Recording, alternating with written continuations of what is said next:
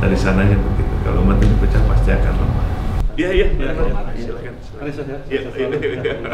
Ekonomi kita di sini UKM-nya jalan. Ya, alhamdulillah. Jadi itu sejauh barat di sini 500 pesantren 2 minggu sini.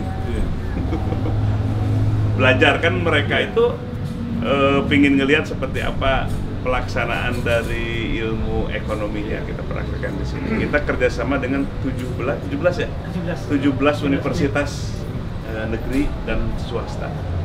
Jadi untuk peningkatan kekuatan spiritualnya. Luar biasa. Harus banyak belajar. Bismillahirrahmanirrahim. Assalamualaikum warahmatullahi wabarakatuh. Innal hamdalillah nahmaduhu wa nasta'inuhu wa nastaghfiruh wa na'udzu billahi min shururi anfusina wa min sayyiati a'malina may yahdihillahu fala mudilla lahu wa may yudlil fala hadiya lahu. Wa asyhadu an la ilaha illallah wahdahu la syarika lahu wa asyhadu anna Muhammadan 'abduhu wa rasuluhu la nabiyya ba'dah. Allahumma shalli wa sallim ala sayyidina Muhammad wa ala alihi wa ashabihi wa man tabi'ahum bi ihsan ila yaumiddin. Amma ba'du. Yang saya hormati, yang saya banggakan, CEO Idrisyah Foundation, Pak Dr. Insinyur Irfan. Ini mirip Pak, Dr. Insinyur lagi ya. Jadi kita ada kesamaan. Kemudian juga para tuan guru, para asatidz dari Thariqat Idrisyah, ada juga Abah Gusti dan sahabat-sahabat yang lain. Alhamdulillah pada kesempatan sore hari ini datang rombongan dari Partai Umat. Tadi sudah ada diwakili Pak Ketua DPW Pak Haji Daris, Ketua DPW Jawa Barat, dan juga sahabat-sahabat dari DPD-DPD. Ya, ada 4 DPD ya. Ada pengurus dari Kota Tasikmalaya, Kabupaten Tasikmalaya, Garut, Ciamis, dan Banjar. Alhamdulillah ya. Dan juga ini ada ibu-ibu, khususnya juga dari ibu-ibu Permata. Ya, dalam kesempatan ini, alhamdulillah tadi kami mendapat kesempatan juga bertemu dengan Syekh Akbar Muhammad Fathur Rahman. Kami mendapatkan begitu banyak masukan, ya, nasihat untuk bagaimana perjuangan politik Partai Umat ke depan. Nah, sepanjang sore ini saya amati, gitu ya, saya merasakan, gitu ya. Ini barangkali saya tidak perlu memberikan apa-apa ini, karena rasanya sudah nyambung-sambung saja, ya. Sudah seia sekata gitu, tinggal jalan saja. Ya. Dan tentu ini di hadapan para tuan guru, para asatidz, ini bukan tausiah, ini kalau tausiah enteng-entengan, ya, ini sekedar berbagi. Ya. Jadi pertama izinkan saya untuk menyampaikan sedikit tentang Partai Umat. Partai Umat ini memang secara badan hukum baru 2 tahun ya, didirikan oleh pendiri utamanya adalah Pak Amin Rais, salah satunya lagi dengan Pak MS Kaban, ada Ustadz Sambo, Ustadz Idrus Sambo, Ustadz Sambo ya, Ustadz ya, bukan Sambo yang lain ya, jangan salah ya, bukan yang banding kemarin ya. Ini insya Allah Ustadz Sambo, beliau hafiz ya, alhamdulillah, jadi Pak Ustadz beneran ya, insya Allah. Kemudian ada Habib Tholib Al-Jufri dan tokoh-tokoh lain juga. Itu beliau semua ada di Majelis Syuro Partai Umat. Di bawahnya ada lembaga-lembaga tinggi. Salah satunya ada Dewan Pengurus Pusat, yaitu kita ini. Ya. Kemudian ada DPW hingga DPD dan DPC kalau kecamatan. Kemudian ada Majelis Etik, ya, Mahkamah Partai, juga Majelis Pengawas.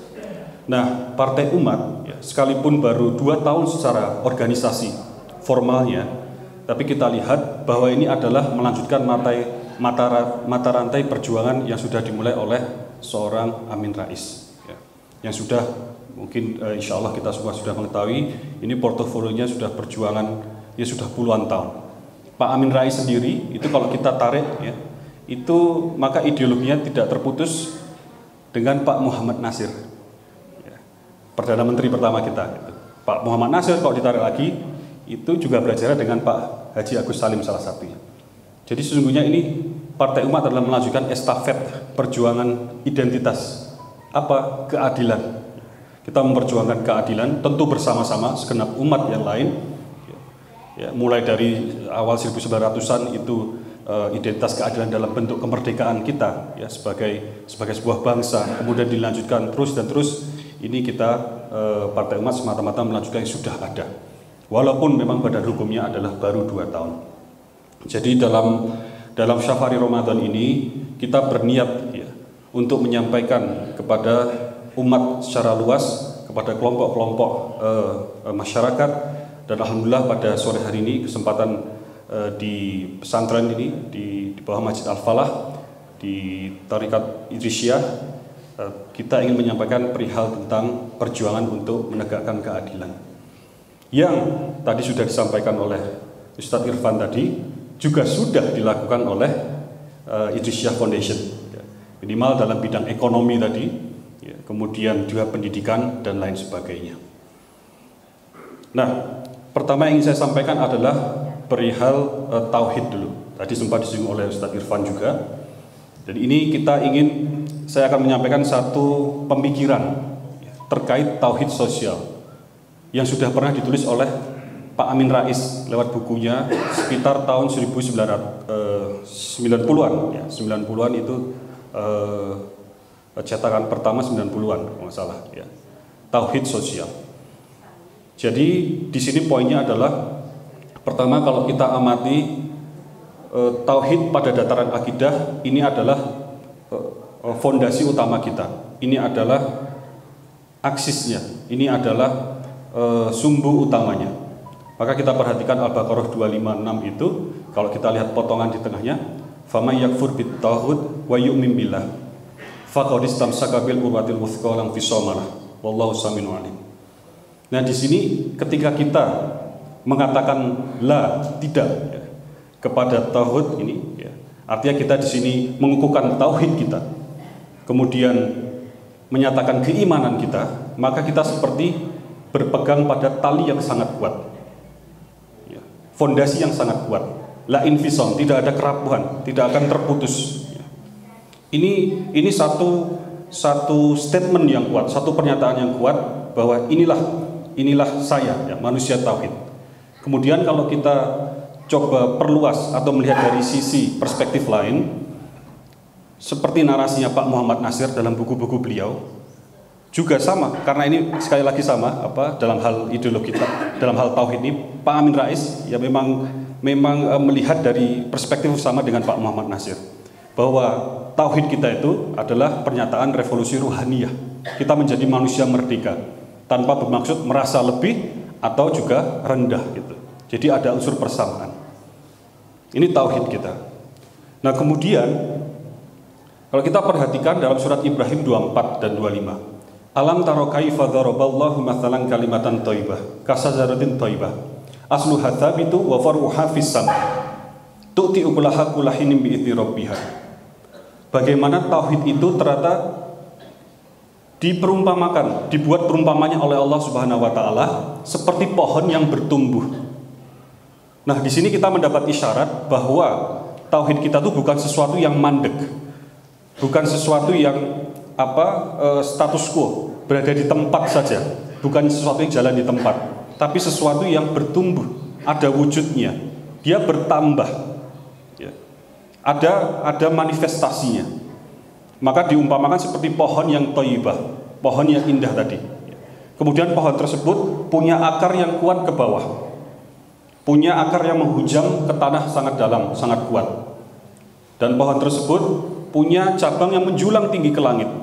Ini untuk kita maknai, ini tauhid kita ya. Di ayat 25, tu'ti ukulaha kulahinim bi idzni rabbiha. Pohon tauhid kita tadi ternyata memberikan manfaat atau buah sepanjang masa atas izin Allah. Artinya ada wujudnya.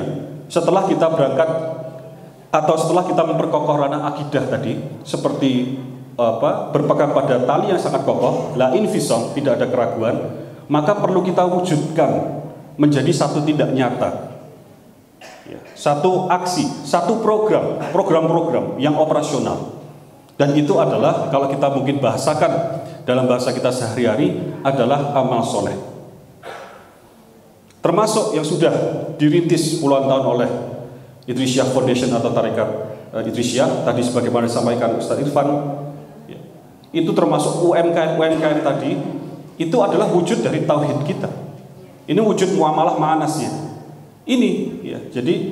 Jadi Islam menjawab ya, Islam menjawab permasalahan-permasalahan yang berkembang. Kalau kita berhenti pada dataran akidah, khawatirnya tadi disampaikan oleh Syekh Akbar tadi bahwa mandek ketika zaman abad pertengahan di sana, ketika agama Kristen itu dijadikan sistem tata negara, ya, kemudian tidak mampu menjawab permasalahan yang berkembang, sehingga muncul ide sekularisme di sana dulu. Salahnya kita mengadopsi. Dulu kan kita sedikit-sedikit mengadopsi, mulai abad 17, 18, 19, sedikit-sedikit dari barat kita adopsi. Waktu itu memang sekularisme berusaha memisahkan Kristen, ya, itu dari kehidupan bernegaranya, karena dianggap membuat mandek. Lain dengan Islam. Justru Islam menghidupkan, ya. Buktinya UMKM tadi, ya, menjadi sumber utama untuk kehidupan atau perkembangan di sini. Ya. Nah, ini ada wujudnya, ya. Amal soleh tadi. Nah, sekarang untuk coba kita jabarkan supaya lebih mudah diingat. Amal soleh tadi yang pertama, ya, kalau kita lihat Ali Imran 104, ya, wal takum minkum ummah yad'una ilal khair wa ya'muruna bil ma'ruf wa yanhauna 'anil munkar wa ulaika humul muflihun. Kita diminta Allah Subhanahu wa taala untuk berhimpun, membuat satu barisan perjuangan. Untuk apa? Menyeru kepada kebajikan. Untuk apa selanjutnya? Untuk al-amru bil ma'ruf wa nahyu 'anil munkar. Untuk amar ma'ruf nahi munkar. Tadi yang sudah dilakukan, yang dicontohkan, ya, di tarekat Idrisyah tadi, dengan pendidikan, ekonominya, dan rencana pengembangannya tadi, itu semua adalah bentuk amar ma'ruf nahi munkar. Ya, ini yang pertama, amar ma'ruf nahi munkar. Insya Allah relevan mulai dari kehidupan kita secara pribadi, secara individu, secara manusia yang satu. Dan ingat, wa idz qala rabbuka lil malaikati inni ja'ilun fil ardi khalifah. Harkat martabat kita, dignity kita begitu mulia dinyatakan Allah di hadapan para makhluk yang lain. Bahwa kita adalah khalifah dalam arti mengemban tugas-tugas mulia, ya, dalam arti mengemban tugas-tugas tertentu untuk saling melengkapi dan membangun kemaslahatan umat. Kembali ke Ali Imran 104, perintahnya amar ma'ruf nahi munkar, dan golongan yang beramar ma'ruf nahi munkar adalah golongan al-muflihun, yang menang, yang jaya, yang sukses baik dunia dan akhirat kelak. Nah, selanjutnya ketika kita berbicara dalam ruang lingkup yang lebih luas, yang lebih besar, maka kita berbicara contohnya kehidupan berbangsa dan bernegara. Kita berbicara dalam konteks keadilan. Karena ketika berbicara kehidupan berbangsa dan bernegara, kita hidup dalam payung konstitusi. Konstitusi yang namanya Undang-Undang Dasar 1945. Yang mengatur hak dan kewajiban kita. Hubungan kita dengan negara, dengan pemerintah, kita sebagai warga negara, itu adalah hubungan peran yang dibahasakan lewat hak dan kewajiban. Nah, konstitusi dianggap konstitusional ketika dijalankan. Ketika pemerintah, mohon maaf, yang kita beri amanah, kita beri otoritas, ya, dengan menggunakan segenap sumber daya alam, sumber daya manusianya, ya, yang kita punya. Kemudian itu belum melaksanakan sepenuhnya, maka kita belum bisa mengatakan itu sepenuhnya konstitusional. Nah, hak-hak kita diatur, kewajiban kita juga diatur. Sekarang kita tidak melihat terlalu jauh dulu, hak-hak yang sifatnya ekonomi dulu. Bahwa Islam mengajarkan ekonomi itu ya kemakmuran yang merata. Itu juga ada di Pancasila kita. Ya, kemakmuran yang tidak berhenti pada 1-2 titik lingkaran saja. Perlu kita ingat, alhamdulillah negeri kita ini negeri yang sangat kaya. Ini karunia dari Allah Subhanahu wa taala. Kekayaan insya Allah Bapak Ibu tahu, ya, kita ini kalau sumber daya alam, contohnya mineral dan batu bara, sampai seorang pakar namanya Pak Marwan Batubara, namanya pun Batubara, tapi ini marga, ya. Pak Marwan Batubara. Ini mengatakan dalam bukunya, beliau menulis memang kajian tentang sumber daya, ya. Itu kandungan mineral dan batu bara di Indonesia itu 10.000 triliun rupiah. Kita tuh eksportir nomor 1 dunia batu bara. Kandungan kita nomor 3 dunia untuk batu bara. Nikel kita untuk membuat listrik itu, baterai dan kendaraan listrik tadi, ya. Baterai untuk kendaraan listrik dan baterai-baterai. Nikel kita nomor 1 dunia. Emas kita masuk 10 besar. Apalagi hutan kita nomor 3 besar dunia. Perikanan kita nomor 1 dunia. Lain-lainnya 1, 2, 3 dunia, 5 besar, 10 besar dan seterusnya. Tapi di satu sisi, di sisi lain ya, kita masih menghadapi fakta yang miris, membuat kita sedih. Masih banyak yang mengais sampah untuk sekedar makan hari itu. Ada 27 juta penduduk Indonesia yang hidup di bawah garis kemiskinan. Garis kemiskinan itu kalau dirupiahkan adalah Rp500.000 sebulan. Satu orang Rp500.000 untuk sandang pangan papan. Kira-kira cukup tidak Bapak Ibu? Tidak cukup. Bukan tidak cukup, sangat-sangat tidak cukup. Kemudian stunting kita nomor 4 dunia. Gizi buruk di anak. Gizi buruk kita nomor 5 dunia. Yang kuliah di Indonesia itu dari 126,5 juta penduduk Indonesia di atas 15 tahun, ternyata baru 9,7%. Tidak sampai 10%. Sisanya itu berarti 100 juta lebih belum kuliah karena alasan apa? Ekonomi, tidak mampu. Jadi melihat tadi seharusnya ya, kita punya kekayaan alam, kekayaan sumber daya manusia. Yang kata salah seorang menteri koordinator mengatakan kalau kita gunakan sebagaimana mestinya sumber daya alam tadi, maka per orang di Indonesia itu tanpa harus bekerja keras, per orang gajinya adalah 20 juta rupiah. Ini untuk menyampaikan bahwa masih ada perjuangan yang harus kita lakukan bersama, yaitu al-amru bil adli wa nahyu anidz zulmi. Perhatikan An-Nahl 90 sering kita dengar ketika salat Jumat. Innallaha ya'muru bil adli wal ihsan wa ita'i dzil qurba dan seterusnya. Perintah pertama yang tadi, tegakkan keadilan. Tegakkan keadilan. Nah sekarang karena kesempatannya singkat, mulai dari mana yang bisa kita lakukan? Nah kalau tadi sekali lagi yang sudah dicontohkan oleh Tarekat Idrisiyah sudah sangat bagus ya. Ini juga alhamdulillah dilakukan saudara-saudara kita di Muhammadiyah, ya mungkin bahkan juga NU ya. Mempunyai unit-unit usaha yang membangun kemandirian, membangun keadilan. Dalam skala pertama juga organisasinya dulu. Dan Idrisiyah kita tahu sangat besar. Artinya untuk jamaah Idrisiyah saja ketika ini sudah mulai mandiri secara ekonomi, itu sudah berapa persentasenya dari umat Islam di Indonesia? Tapi sekarang bagaimana kita berpikir secara lebih luas, artinya kita punya sumber tadi, sumber daya alam, sumber daya manusia, yang kalau dikelola sedemikian rupa, kita ini bisa negara kaya.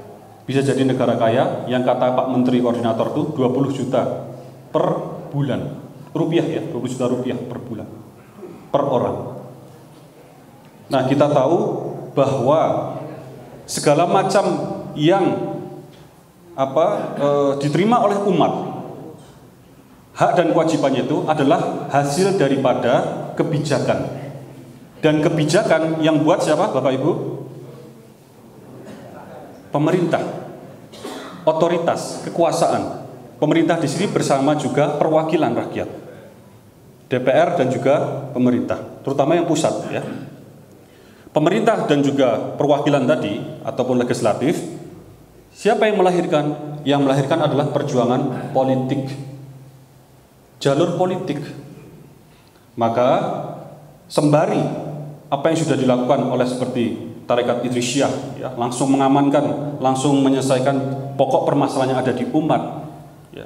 Sembari seperti yang dilakukan Muhammadiyah ya, mungkin NU dan yang lain-lain, kelompok umat yang lain, maka ini harus ada yang memikirkan juga dan tidak bisa sendiri.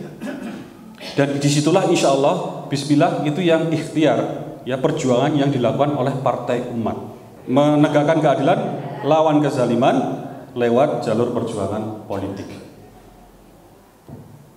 Lewat pertama yang paling dekat ini adalah pemilu 2024. Kita harapkan ya, nanti umat Islam bisa bersatu. Sebagaimana perintah ya. Kalau di perintah tadi Ali Imran 104, 105-nya wala takunu kalladzina tafarraqu wakhtalafu min ba'di ma ja'ahumul bayyinat. Jangan sampai bercerai-berai, berselisih.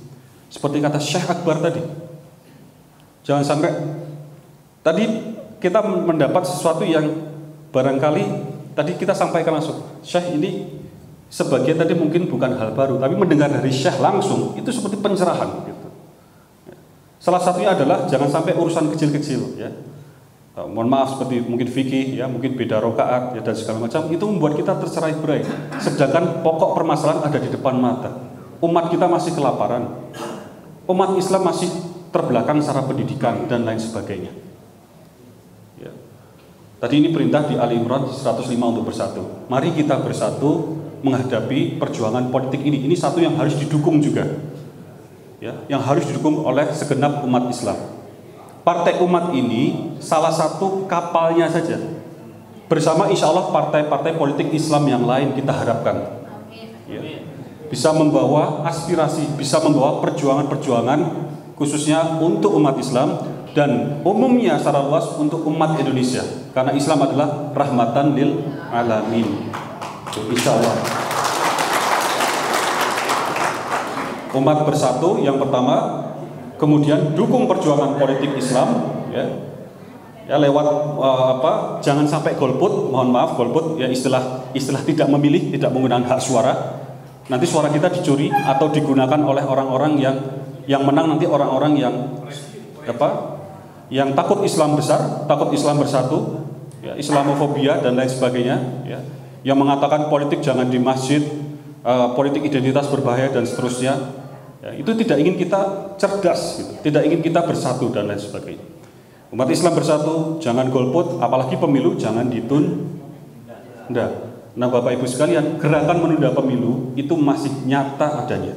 Kita harus hati-hati sebagai umat, kita jadi benteng. Begitu mereka muncul narasinya, kita lawan dengan cara-cara adiluhum, dengan pikiran-pikiran yang tajam. Oh jangan, mengapa kalau ditunda akan begini-begini.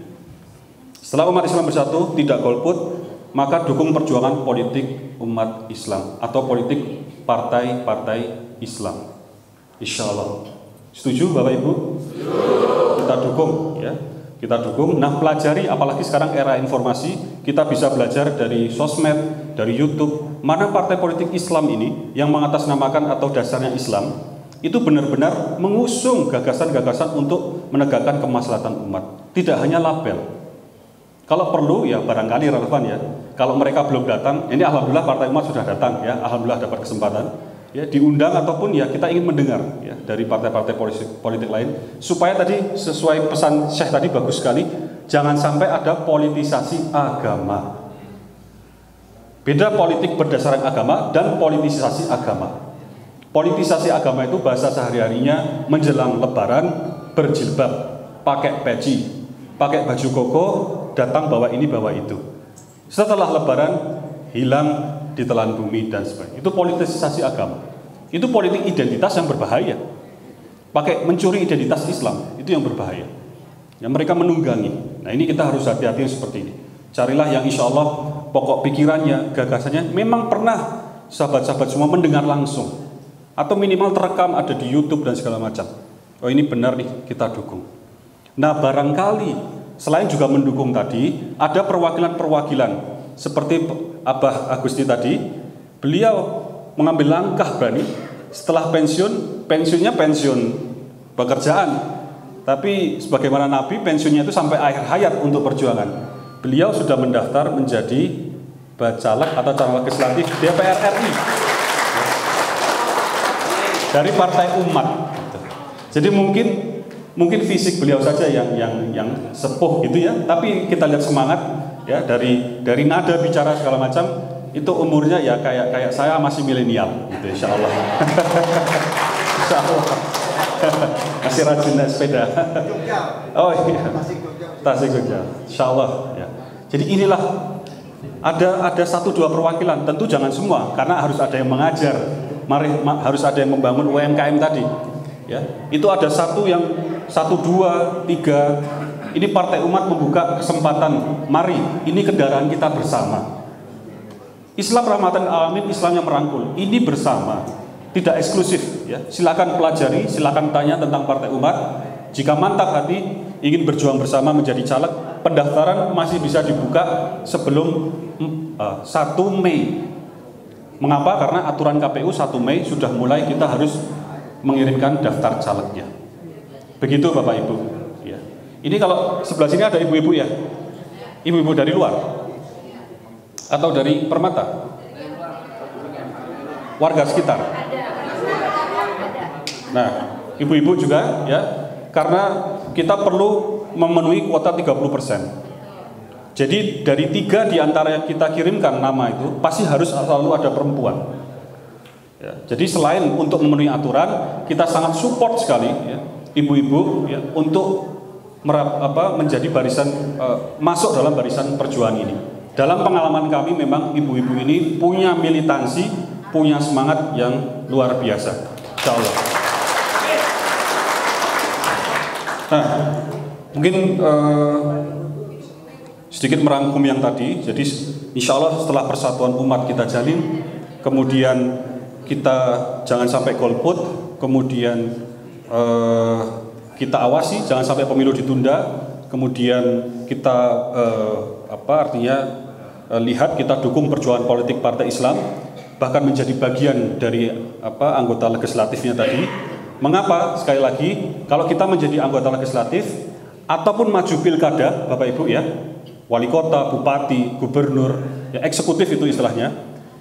Ketika nanti yang masuk di otoritas atau kekuasaan itu adalah orang-orang, bayangkan, yang seperti Bapak Ibu, seperti guru-guru kita di sini, yang rajin ke masjid, yang rajin mengaji, yang mengajar, yang paham betul tentang agama, yang paham betul tentang keadilan. Maka kebijakan yang akan dilahirkan, ya insya Allah itu adalah kebijakan yang menegakkan keadilan. Itu harapan kita semua. Diisi oleh orang-orang yang paham, yang berorientasi ridha Allah semata, mardhatillah. Sehingga mau dari jalur manapun, kadang berbelok, nanti ketemu di ujung. Tapi kalau sudah orientasinya mohon maaf duniawi, materialistis, sejak awal pasti menyebar, sejak awal pasti berpisah. Jadi kita harapkan begitu.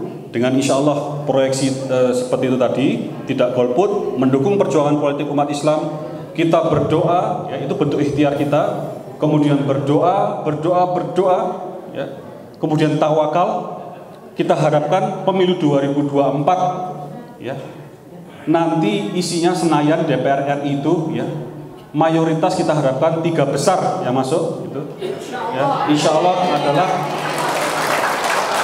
anggota-anggota DPR yang benar-benar berorientasi terhadap kemaslahatan umat. Mohon doanya dari kita semua, ya, harapannya Partai Umat nanti bisa masuk 3 besar Senayan RI nanti. Insya Allah. Mengapa? Kalau masuk Senayan RI hanya 4%, mohon maaf, kan thresholdnya 4%. Kalau kita mepet 4%, kita hanya jadi pelengkap. Kita masuk tidak mengganjilkan, atau orang Padang itu bilang ya, masuk tidak menggenapkan, keluar tidak mengganjilkan. Ada dan tiada itu sama saja. Nah itu buat apa kita jadi follower? Setuju? Pimpinan sidang bilang setuju. Enggak setuju? Enggak setuju. Ya buat apa? Malah beban masyarakat, kita jadi beban sejarah. Kita harapan masuk ya politisi-politisi yang berorientasi ukhrawi, politisi-politisi mewakili umat Islam itu mendominasi secara kuantitas dan mendominasi secara pikiran. Insya Allah. Demikian ya, kita harapkan 2024 adalah awal perubahan menuju kemenangan tadi.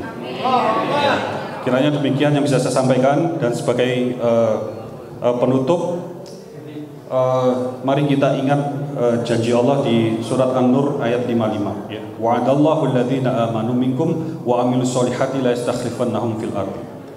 Jadi Allah berjanji ya, kepada hambanya yang kelompok hambanya yang beriman dan beramal soleh, bahwa kelompok tersebut akan diberikan otoritas, kemahsyuran, diberikan kekuasaan di muka bumi sebagaimana kelompok serupa sebelumnya. Dan mari kita memantaskan diri menjadi kelompok tersebut yang beriman dan beramal soleh, yang bertauhid dan mewujudkannya menjadi amal soleh, amar ma'ruf nahi mungkar, dan al-amru bil adli wa nahyu anil dzulmi. Demikian, mohon maaf kalau ada kesalahan. Dan terima kasih sekali lagi atas sambutannya luar biasa. Mohon maaf kalau kiranya ada kekurangan baik perbuatan perkataan kita pada sore hari ini. Saya akhiri. Wa ma taufiqi illa billah, alaihi tawakkaltu wa ilaihi unib. Assalamualaikum warahmatullahi wabarakatuh. Bismillahirrahmanirrahim. Assalamualaikum warahmatullahi wabarakatuh. Waalaikumsalam warahmatullahi wabarakatuh. Bapak Ibu yang kami hormati, marilah di penghujung acara kita pada sore kali ini kita bermunajat kepada Allah Subhanahu wa taala. Kita berdoa kepada Allah Subhanahu wa taala, mudah-mudahan perjuangan kita diridhoi Allah Subhanahu wa taala. Amin. Mari kita tundukkan kepalanya, diangkat kedua tangannya, khusyukkan hatinya, sambungkan hatinya kepada Allah Subhanahu wa taala. Allahumma shalli wa sallim wa barik ala sayyidina wa maulana Muhammad wa an kulli sahabati Rasulillah ajmain. Amin ya Allah ya rabbal alamin. Allahumma ij'alna hadina mahdiyin ghairu dhalin wa la mudillin barur rahim jawadun karim. Allahumma iftah lana wa ladaina futuhal anbiya wal awliya wa syuhada was salihin bijudika wa karamika bi rahmatika ya arhamar rahimin. Rabbana ighfir lana wa li ikhwanina alladhina sabaquna bil iman wa la taj'al fi qulubina ghillan lil ladzina amanu rabbana innaka ra'ufur rahim. Rabbana hab lana min azwajina wa dhurriyyatina qurrata a'yuni waj'alna lil muttaqina imama.